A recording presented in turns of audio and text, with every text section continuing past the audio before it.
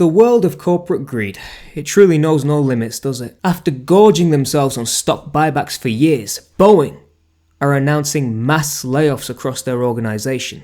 If you look here what one critic says, the corporate cure is always the same: lay off workers.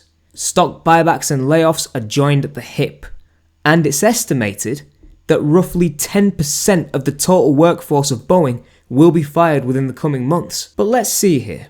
Boeing, who are laying off 10% of their global workforce, while they're currently facing a machinist strike, they have spent an estimated $68 billion, look at that, 68 billion with a B, on executive enriching share repurchases and dividends between 2010 and 2019. It's always about the shareholders, isn't it? And maximising their benefits, lining their pockets with thick wads of cash off the backs of everybody else within that organisation. And the crazy thing is, a lot of these companies don't even care, because no matter how much cash they're bleeding, more often than not, the government will come to the rescue and bail them out with taxpayers' money. In the run-up to the 2024 presidential election, Vice President Kamala Harris was urged to sign off on a pledge that, quote, no taxpayer money will be used to go to corporations who lay off taxpayers and conduct stock buybacks because, specifically in the case of Boeing,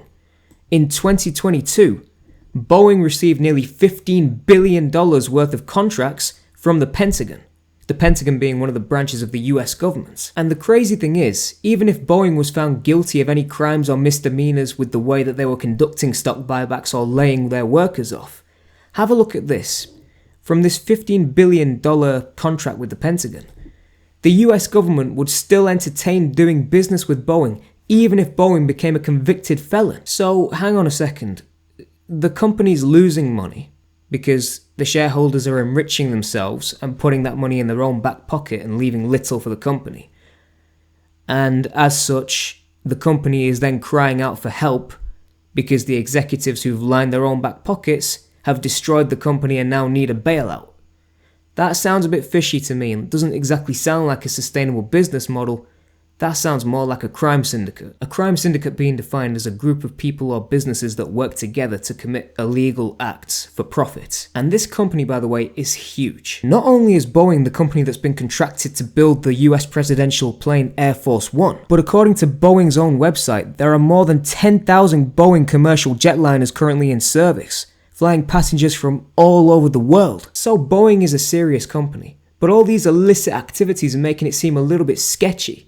But shockingly, the layoffs, the business model, that's not even the full story. It gets worse. After a string of safety issues, Boeing is about to release a plan to fix its quality problems. Regulators tell Boeing to check another safety issue with its 737s. Boeing's 737 safety mess just got worse. Boeing hit after new whistleblower raises safety concerns. Safety concerns. We're dealing with people's lives. This company is dealing with people's lives by taking them back and forth to different countries. And with all these safety concerns, they're seriously thinking about taking shortcuts in the construction of their planes, when each plane transports anywhere between 100 to 500 people. I mean, that's crazy. Sadly, a rational person would have seen this coming, but unfortunately, the worst did happen. Boeing crash families demand a record $25 billion fine. And if we scroll down here, you can see the families of victims in 2 Boeing 737 MAX plane crashes have asked for prosecution and a fine of $24.8 billion for what is, quote, the deadliest corporate crime in US history. This comes back to what we were talking about at the start of this video, folks. Boeing are laying off 10% of their workforce. The question is, who are they laying off? Are they laying off the leaders that signed off on these ridiculous decisions to allow shortcutted aircraft to be put into commercial use, where, quote, the deadliest corporate crime in US history was committed, and sadly, innocent passengers lost their lives? If they're firing people like that, then I'm all for it.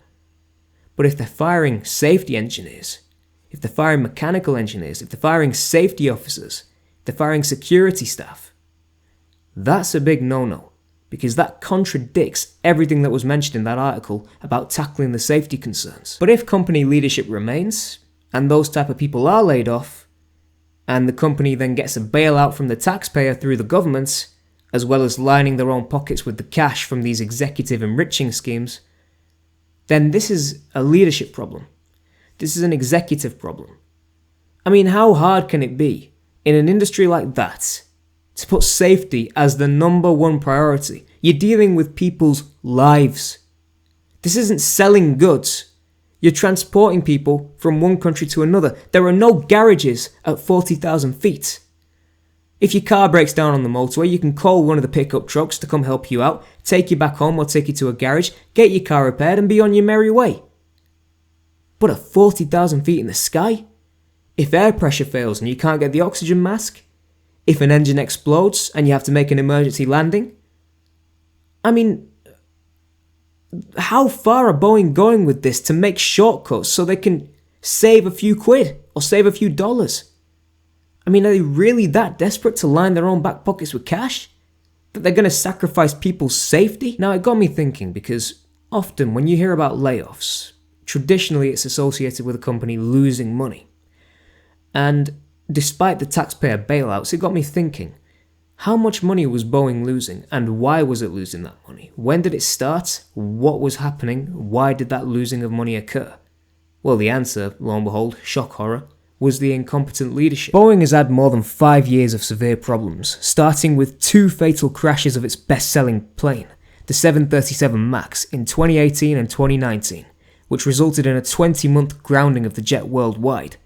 It also suffered massive losses in 2020 when the pandemic caused a near halt in air travel and forced airlines to pull back on their new orders for new planes. Boeing's space and defense business is also losing money. Its first crewed flight of the Starliner spacecraft left the 2 astronauts on board stranded on the International Space Station for months, rather than the short visit they were supposed to make. And on top of that, Boeing has lost more than $25 billion since the start of 2019. Union machinists have been on strike since September of this year, and recent talks failed to secure a deal to end it. I mean, this is just getting embarrassing for Boeing at this stage now. And it all started with these stock buybacks. Boeing sold their soul in a bid to try and boost the share price. Boeing cut corners in production, pushed out experienced workers to save money, poured money into boosting the stock price instead of investing in its products, be it safety, security, design, anything of that nature. But this particular post on Reddit summed up the situation best for me. In July 2019, I wrote about the dangers of stock buybacks using Boeing as a prime example of how this practice can undermine a company's long-term health and competitiveness. At the time, Boeing was grappling with the fallout from 2 devastating 737 MAX crashes, which killed 346 people and led to a worldwide grounding of the aircraft. It soon emerged that Boeing had spent a staggering $43 billion on stock buybacks between 2013 and 2019, more than its total profits during that period, while allegedly skimping on safety and ignoring design flaws. And the CEO pay is also in the 30 millions a year. And yet somehow, the people who actually provide the value, the workers, the ones who actually build the aircraft, are the ones who have to take the short end of the stick when $43 billion was poured into buying shares back, more than the total profits, and the CEO has pay in excess of $30 million a year. Very precarious time for Boeing. Let's see what happens. Unless they get their act together, clean up the incompetent leadership, start getting rid and stopping these poor financial decisions, getting rid of the senior leadership team that made these poor decisions, Boeing won't go anywhere, because there will be a lack of trust in the aircraft, there'll be a lack of trust in the stocks and the share price, there'll be a lack of trust in the company, and the US government, who's bailing them out, may say, you know what, we're done bailing you out, it's one step too far, you're on your own. So let's see which course of direction Boeing chooses to take. Thank you all for watching, be sure to like and subscribe if you enjoyed this video, drop a comment down below, let me know your thoughts on the whole Boeing situation. I mean, would you still fly with them, or do you think they're beyond our help? Stay safe, stay blessed, stay free, have a drink on me, I'll see you all real soon, take care.